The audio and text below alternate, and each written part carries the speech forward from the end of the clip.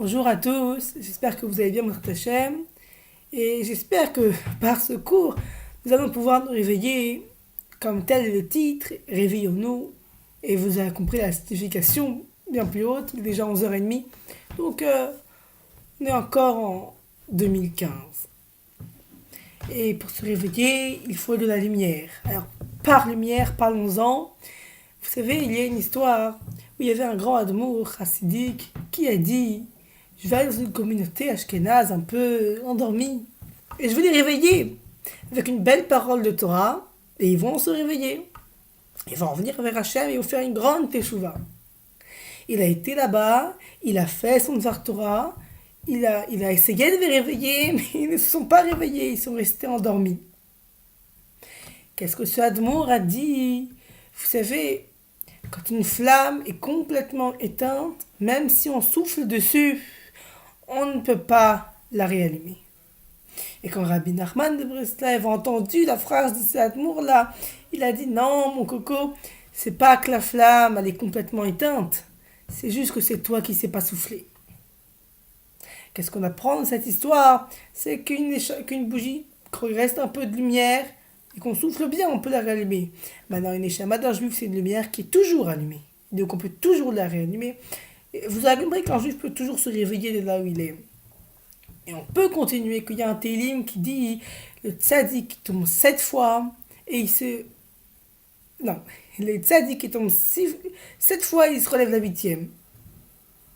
Alors j'admets le bénéfice du doute, ce télim dit: le tzaddik tombe 6 fois et se relève la 7e, ou le tzaddik tombe 7 fois et se relève la 8e. Mais dans tous les cas, l'enseignement est le suivant, c'est que le tzaddik il tombe tout le temps, il tombe toujours, mais il arrive toujours à remonter l'endroit où il est tombé. Et ça concorde avec l'histoire d'avant. On peut toujours se réveiller. Et une troisième histoire, parce que jamais 203. Une fille avait ses copines qui lui disaient: le rabbi de Lubavitch est un grand rabbi, un grand chassid. J'ai été faire des brachas, il m'a donné des brachot. Va le voir toi aussi. Et elle entendait toutes ses copines qui lui disaient, elle a été implorer ses parents: je vais aller voir ce rabbin-là, il habite à l'adresse 770, allons voir pour que je puisse moi aussi avoir une bénédiction. C'était une fillette. Peut-être 13 ans, moins. Elle a été jeune rabbi prendre sa bracha, toute contente, pour dire à ses copines: j'ai été prendre moi aussi une bracha du rabbi. Et dès qu'elle sort du Oel, de la synagogue du rabbi, qui l'a béni, elle tombe dans les marches et elle se casse le pied. Elle appelle l'ambulance. Mais avant qu'elle rentre dans l'ambulance, elle dit: amenez-moi chez ce rabbin-là qui vient de me bénir. Et elle lui dit: Rabbi Lubavitch, c'est ça votre bracha? C'est dès que je sors de votre synagogue, je tombe et je me casse le pied? Et le rabbi la regarde et lui dit gentiment: ma bracha, c'est pas que toi tu ne tomberas pas.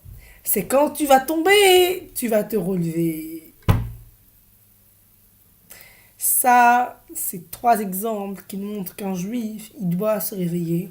Et non seulement qu'il doit se réveiller, qu'il peut se réveiller, qu'il doit se réveiller de son sommeil intense, mais qu'il le peut.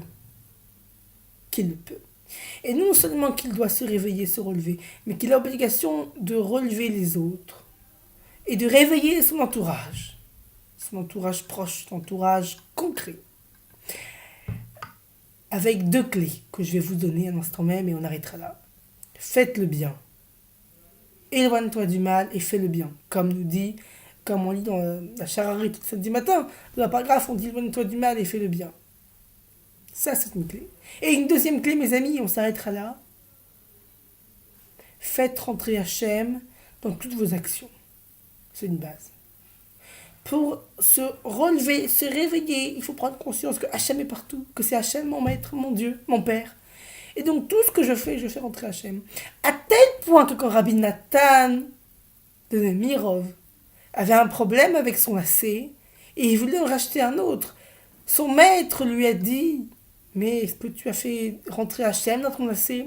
As-tu imploré Hachem qui t'aide à acheter un nouveau lacet de chaussures? Et le rabbi de Nemirov lui a dit: maître, je vais faire rentrer Hachem dans un lacet de chaussures.